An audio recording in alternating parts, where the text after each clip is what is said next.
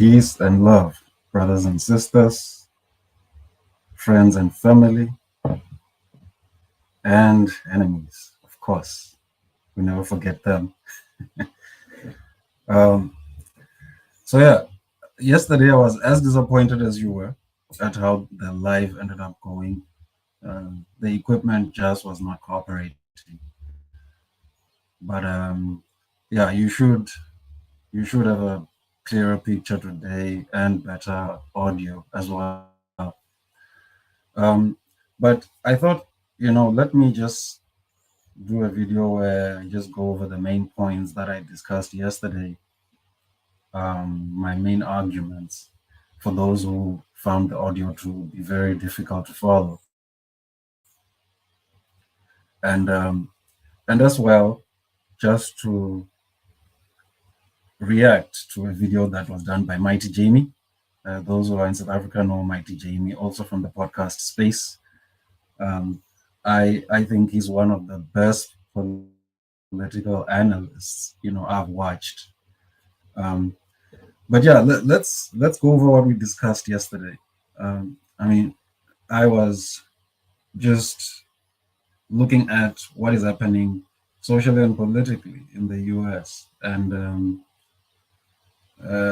yeah, it's not looking great. The Make America Great Again ain't going so well. From what I've seen, there's a lot of social unrest because of the Trump administration's policies. And besides that social unrest internally, there are then diplomatic issues being created is making. And so it's isolated its allies. This is exactly classically how the beginning of the end happens with all empires. It is not unique to the US. I also referenced Professor Richard Wolff, who is an American economist who has been saying for the past, I think, couple of years, the US empire is in decline. And that's an American economist. It's not just my opinion. And so, yeah, I'm also one of those who are in the watch party, just watching with my popcorn, as the US demonstrated, that classical adage that, you drink poison and then you expect your enemies to die. And that is what is happening in an effort to make America great again. You are rather imploding yourselves. So we discussed that, but we also asked the question why,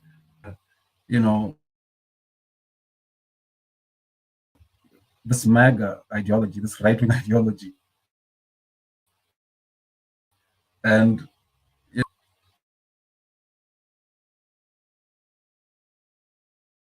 the MAGA base, and yeah, men voted for Trump, by the way, in last year's election. But the ordinary working people are starting to find out, I used the word FAVO yesterday, FAVO, F around and find out. A lot of the working class people now are Republican because it fits to the ordinary working people are being cut at the same time, or the billionaires are getting all of these perks and benefits, and they're getting wealthier. And so, in society, a lot of economists will tell you that it's a contest, between the elite, wealthy, ruling class, and yeah, it's a contest for resources, y'all. And yeah, I don't necessarily see it as anything nefarious. It's just you have to understand yourself and your true position in society. I mean, people who were championing for Elon Musk and Donald Trump, those are billionaires. I mean, what do you have to do with billionaires, and championing their causes? And now what happens when they get government contracts and then all the social spending is cut and you don't get anything and your retirement is under threat? Like, what are you, you know what I mean? what are you doing? Because that's against your class interests. But of course, the right-wing propaganda did very well in capturing the imagination of people. And I do mean imagination, because none of it has anything to do with their lived reality. All of that was being pushed by the right-wingers. But anyway, that was what we discussed yesterday. Just a big question of, but what is it? And I know it's in the propaganda, and perhaps another time we should really get into it. But right now, I wanted to react to Mighti Jamie's video, and it's still on the same theme.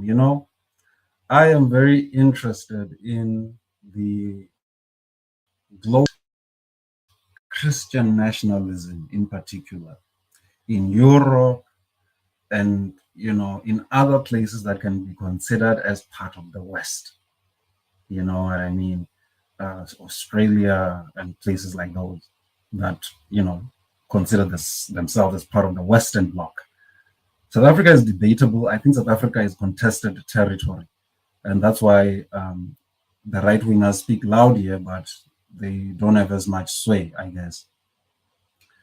But it was interesting to watch Mighti Jamie dissect the propaganda being spewed by all these right-wing forces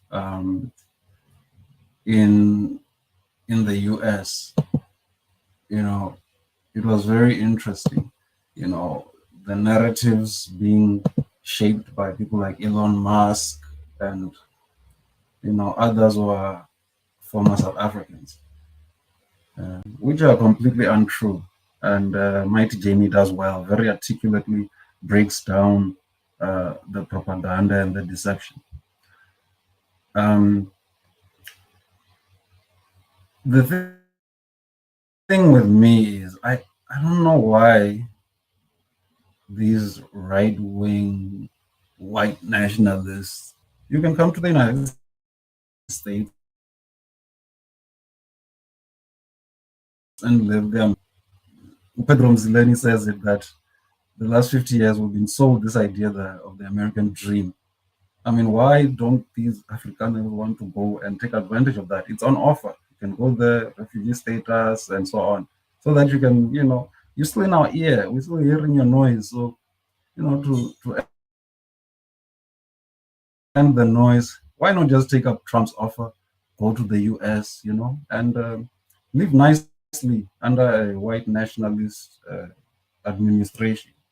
I mean, they're doing all the policies that very much, are a wet dream for a right wing. I mean, they are doing all of that. And then in South Africa, we'll remain with those who understand that they must contribute to making the South African society better. But let's hear what Mighti Jamie says. I think he says it best. Has claimed that, so yeah, he starts with Rob Hersov, that Starlink has been prevented from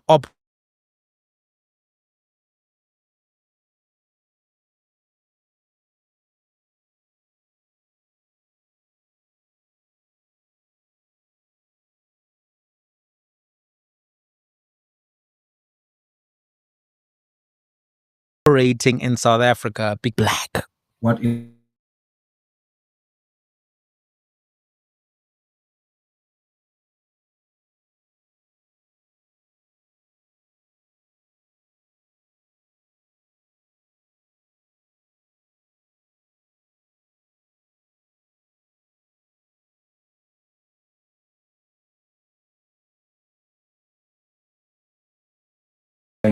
white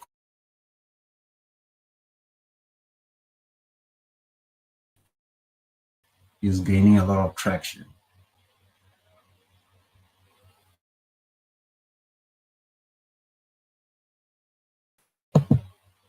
That's what he has claimed. He made this claim in a response and an amplification between Rob Hersov and Dave Rubin, who has a podcast in America.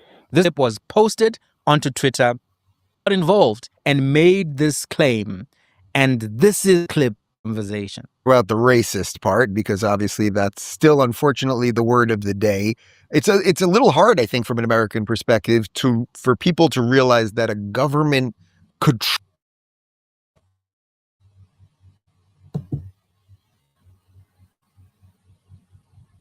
truly govern I guess it's not that hard in some sense, but that could govern in an actual racist manner when it comes to who's getting what services and what land, et cetera, et cetera. 140 race-based laws in South Africa. I mean, let's just, this reactionary type of thing from the right wingers, where affirmative action, when affirmative action is meant to deal the hangovers of racism and colonialism and apartheid, the discriminatory laws that kept entire populations underdeveloped. And by the way, that did not only disadvantage Africans, Indians, coloreds in the country, it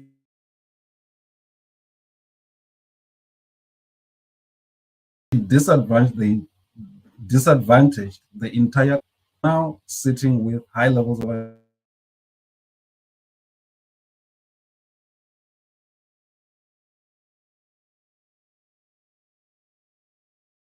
employment, underdeveloped,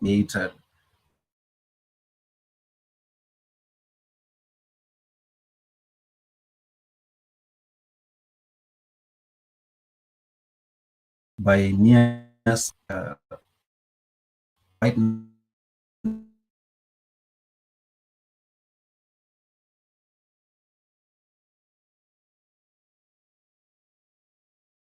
crime. But the crime is the inevitable result of a society like ours that has the history that it has. So I don't know, Rob, maybe you should ask your ancestors, to explain to you what racism is, and whether we can really say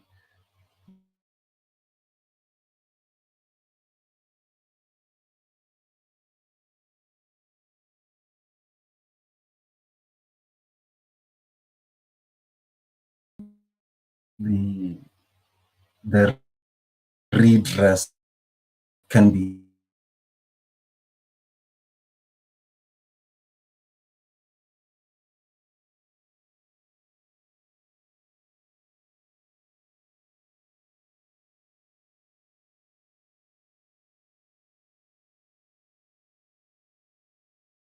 constitutional democracy is oppressive to them.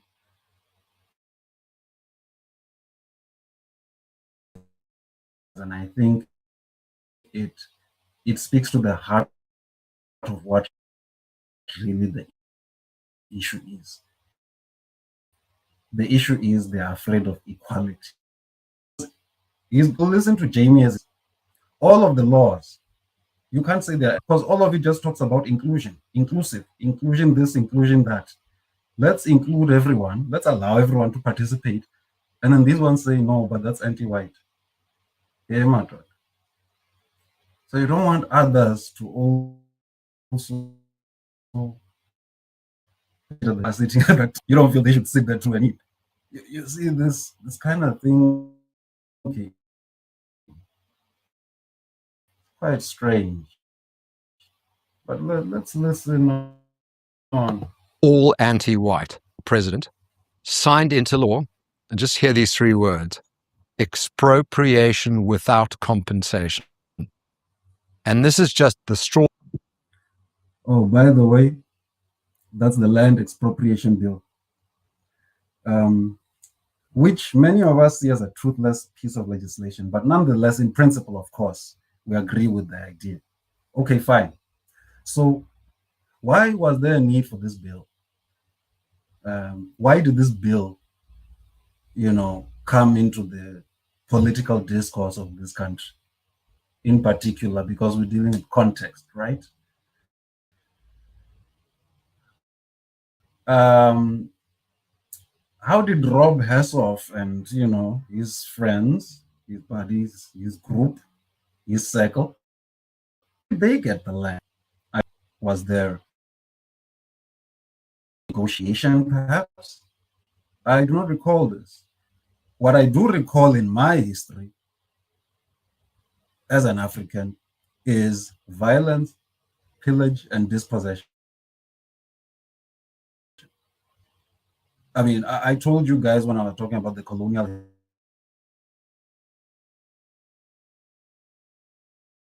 history, resisted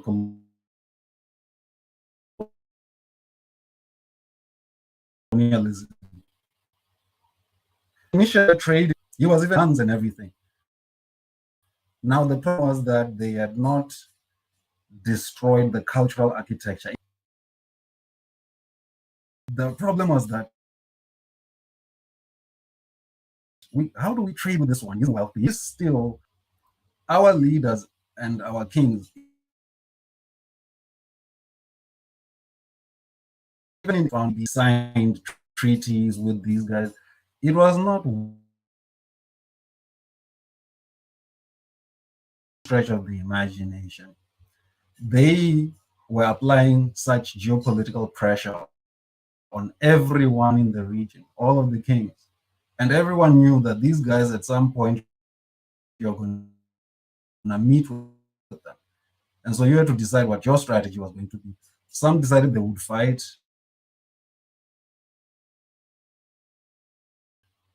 And, but some I would just make agreements and concessions with these people. So it was not like, we were just happy, to accommodate them and, coexist with them, because that's not even the spirit that they came in the first place. Remember, the colonialism is that we are going to land where there are not really civilized human beings like that, right? And then, of course, they're different. Because as Lwazi Lushaba reminds us, this white-centric view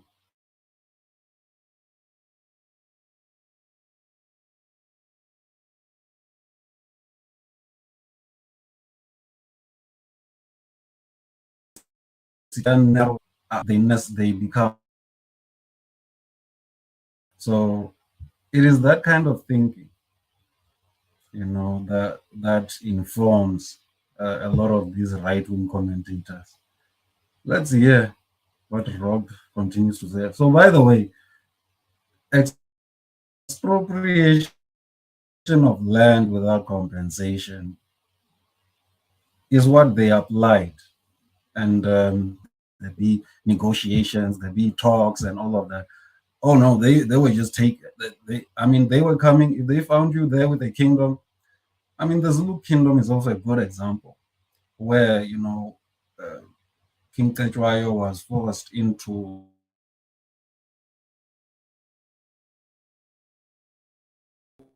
war when he was trying to negotiate peace.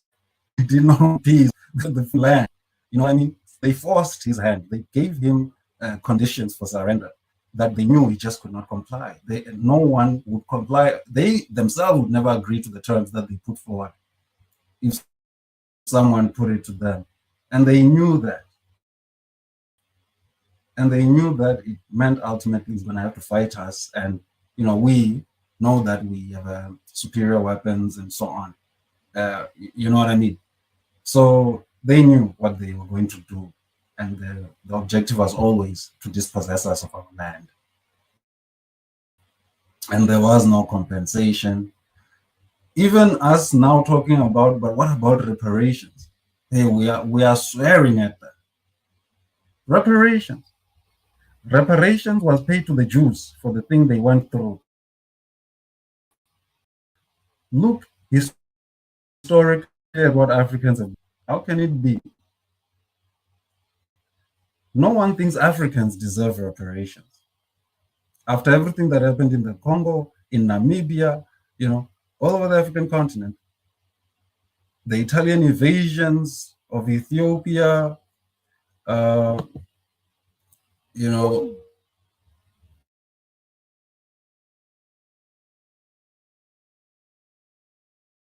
and none of that features in this context. And how Mussolini invaded Ethiopia against the fringe on another nation's sovereignty.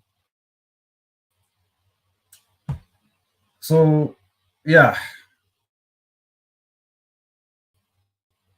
these kinds of commentators. Or the camel's back. There's been endless laws, anti-white, boiling us like a frog in a bowl. And everyone have been boiling in the past 30 years. With all these laws we've been trying to do to help the poor, to solve, inequality, these guys have been boiling. They feel like they are being cooked in boiling water. They're being cooked. And they're saying, finally, this is what the last straw. This broke the camel's back. Now that we are saying, but can we allow more people to have access to land? Wow. This is incredible. All I can say is thank you, America, and thank you, Donald Trump, for taking notice, because we are on the edge of the... So all the white settlers around the world want to consolidate and protect each other. Basically, that's what's happening over here. That's why Donald Trump gave exclusive rights to Afrikaners in the US. That's why Elon Musk is particularly concerned about the cries of whites in South Africa, especially white Afrikaners. So this white thing, globally, all around the world, wants to protect itself. I don't know, just as an aside, maybe as a joke, but maybe not so much. Andrew Tate started his own political party in the UK, apparently. And I saw a video of him campaigning the other day that, we want to bring back conservative values. We want to restore Europe, blah, blah, blah, and all of that. Same rhetoric, same white Christian nationalist rhetoric, through and through. Socialist abyss. There's a lot I want to talk about in this video, particularly the strategy that is being used by these right-wing voices to create a negative narrative about South Africa. There's a lot I want to talk about, but let's talk about this clip so that I don't forget. Firstly, it's not true that there are 140 race-based laws that are all anti-white people in South Africa. That is simply not true. There are laws in South Africa that require the inclusion of historically disadvantaged people. Typically, those people would be black, but they'd also be colored, they'd also be Indian. These laws are the laws that these people are referring to. They are laws that require the representation of all South Africa. Today, one of the big conversations that's happening online is the Department of Sports advertising jobs where the preference will actually be given to colored males, to Indian males, to colored females, and Indian females. This is happening because... That's another story, by the way, that we need to come back for. That Gayton McKenzie in the Department of Sports, Arts and Culture. Yeah. And, my brother King spoke about this. Like, how do we determine who gets to go to parliament, man? Like, how are we doing this politics thing? Because for me, it looks like, as long as you can get the money to start your political party and be funded, man, like, what are the standards? Ex-convicts, and people who are clearly devoid of politics. I mean, look, just so you can see that I'm not I'm not anti-white or anti-anyone. But even with the MK, you just look at Tutusi, Sambunja, is it? Guys, I don't know Dudu's politics.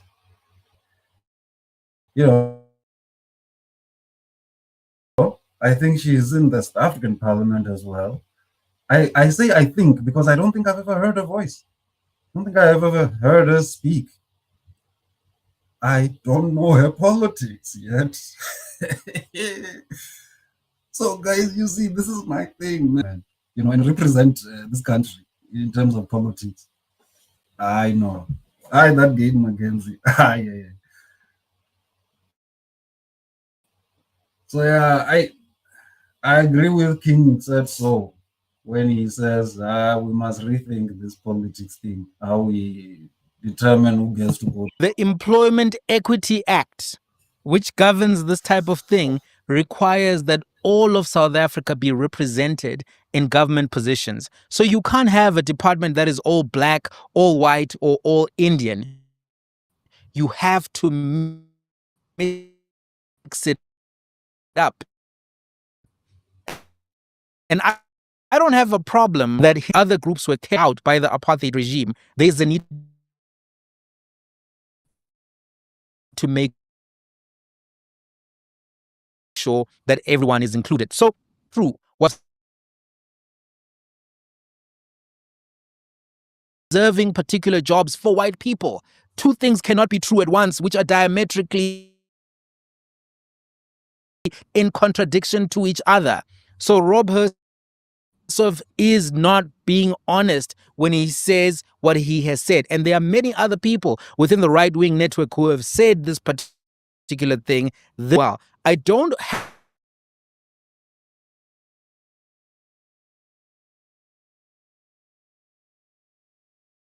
have a problem because successes of the South African praised rugby team are stronger to... Okay, yeah. Jamie and I might differ slightly, you know what I mean? But I don't think we are differing all that much. My whole thing is, you don't need to include whites.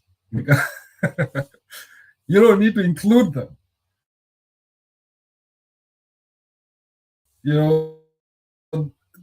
Nobody else needs to. Somehow you're being anti-white when you say let's bring others with it. So you see, hey Jamie, this is where I kind of disagree with you, you know. Yeah. I hear you, Jamie. My brother. I hear you.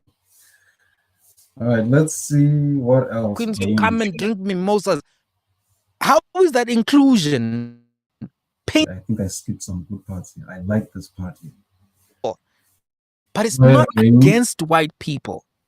Why is inclusion painful? Why is inclusion something that is against you? Here we go. I mean, this is a good question, you know. I mean, why is inclusion anti-white? Especially for a country that says we're a rainbow nation, trying to be diversity. What is it? You know that you don't want inclusion, though. Okay. This country club is only for white people. And walk around grass pretending to be Lani, wearing Nike golf pants and shirts and all of that. Allow these people with their slay queens to come and drink mimosas. How is that inclusion painful to you? How is it against Rob Hersov? How is it against you? Because that was your depiction. This is what you told one of the biggest podcasts in America, that there are 140 laws against you. Against you. Really? Really? Let's look at what the Competition Act says. It's another law that they list in their 142 race laws that are against white South Africans. The Competition Act says the following in Section 2, one of the clauses which they identify as being race-based. The Act says, the purpose of the Act is to promote and maintain competition in the Republic in order, A, to promote efficiency, adaptability, and development of the economy, B, to provide consumer, C, to promote improvement and advance the social D to expand in the world market, recognize and competition, spread of ownership, in particular to increase the ownership stakes of historically disadvantaged persons. That is the racial clause that they don't like.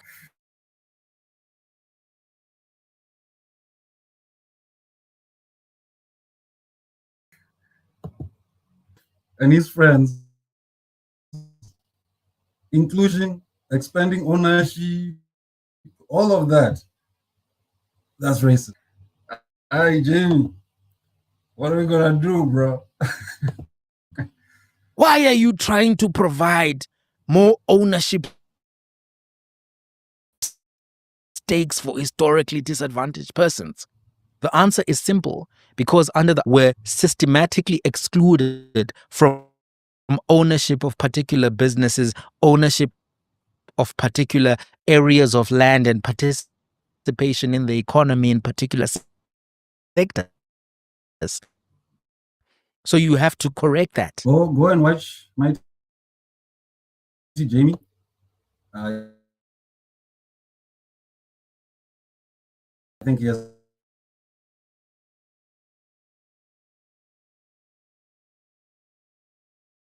an incredible podcast, and his analysis is always on point. Equality, that is the thing. The white elite class in this country fear the most. I want you to think where if you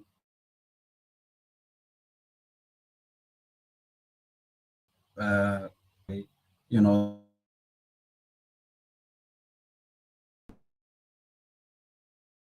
the unity. So for example, opportunity, developing themselves, building themselves, we lost a lot of time as African people.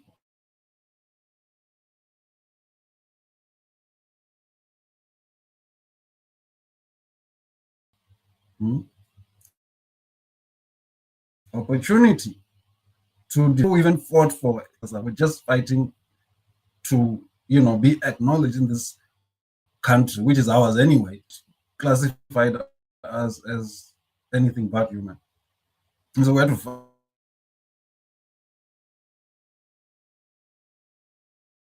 to correct that first. And then we had to fight for inclusion, in participating in the economy, in, you know, having wealth and being able to pass down wealth to the next generation. You know, it's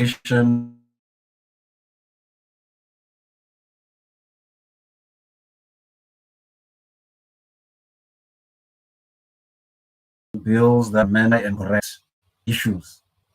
Colonialism and apartheid were deliberate.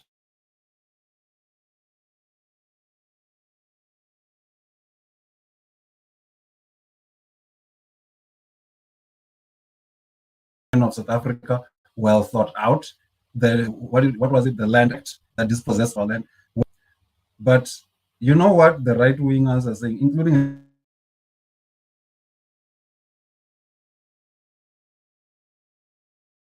Mlinzi, you know what they are saying? They say, let the market find